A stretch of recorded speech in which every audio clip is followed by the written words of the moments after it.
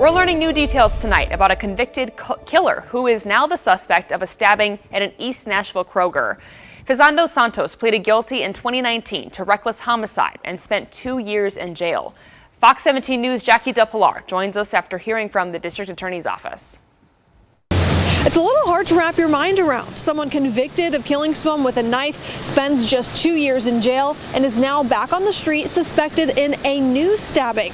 I sat down with the prosecutor on that homicide case from years ago to find out more about what happened back then and how it factors into what happened this week.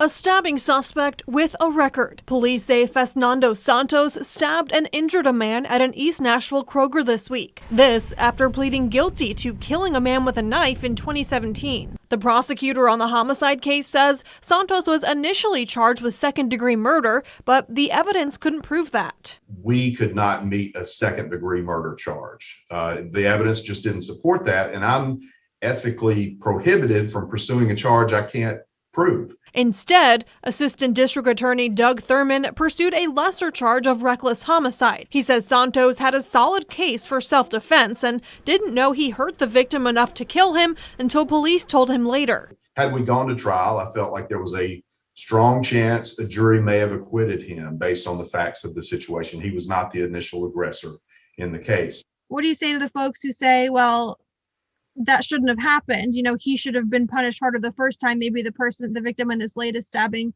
wouldn't have gotten hurt. Yeah, and I certainly understand that position. However, he was sentenced to an appropriate sentence under the law. Reckless homicide is a Class D felony, carrying a 2 to 4 year sentence. To put that in perspective, aggravated assault, like threatening someone with a deadly weapon, is a Class C felony with a 3 to 6 year range. Felony drug dealing could put you in jail for 8 to 12 years. They don't always make perfect logical sense, but again, that's what the legislature passed. That's what they say.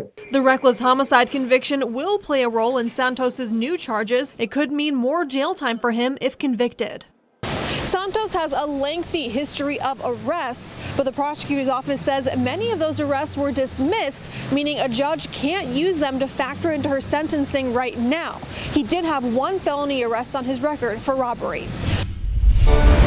First at 5:30 today, Mayor John Cooper announcing he's planning to roll back the 34% property tax hike because of good stewardship of Metro funds. But following his announcement, multiple council members and community groups came forward calling it misleading. Fox 17 News' Kathleen Jacob live from outside of City Hall after pressing people on both sides. Kathleen. Erica, when we hear tax cut, a lot of people get really excited, especially after the tough year that we had and such a high property tax hike that we recently saw. But a lot of people are now coming forward saying, pump the brakes, not so fast. The mayor cited property reappraisals and good stewardship as reasons for this rate lowering, but it's actually something that's required by state law. Multiple council members have called this announcement misleading, pointing to the fact that with reappraisal comes increased property value, which means in turn, people will be paying more in property taxes anyway. A spokesperson with the Beacon Center, Tennessee, a watchdog group, says this announcement comes across like a big mistake.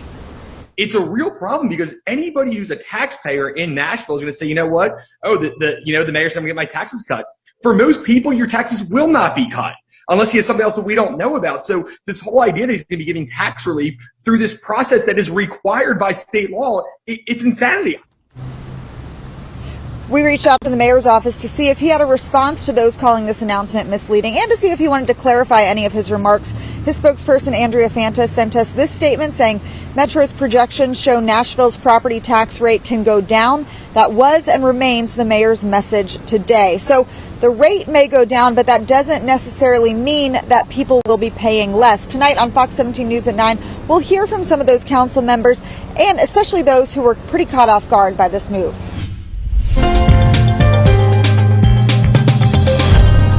In the fight for equality, state lawmakers are considering a bill to expand Black history curriculum in our public schools. But Fox 17 News has learned it won't happen this session.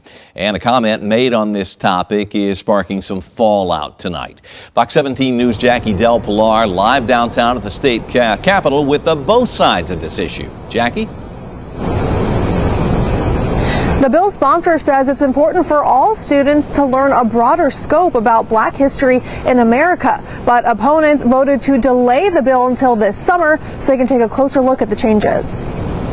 A push for more Black history in Tennessee public schools. Representative Yusuf Hakeem says he wants to expand Black history curriculum beyond slavery and teach more about influential Black scientists, military personnel, and more. For us to be recognized and have that value and worth as making contributions to America, we feel that history needs to be brought to the forefront. Hakeem says the bill would require the state to provide new curriculum and materials, then local school boards can choose how to incorporate it. Representative Scott Sapicki says he'd prefer a more standardized approach, so each school is teaching the same curriculum. And that's a very dangerous territory to get into when you're telling local education authorities that they don't have to teach our standards. Sapicki is the lawmaker who suggested pushing the bill to a summer study session, saying in a recent hearing he's concerned about the material meeting state standard. Let's make sure we're getting A, an accurate history taught, B, let's make sure we're getting appropriate history taught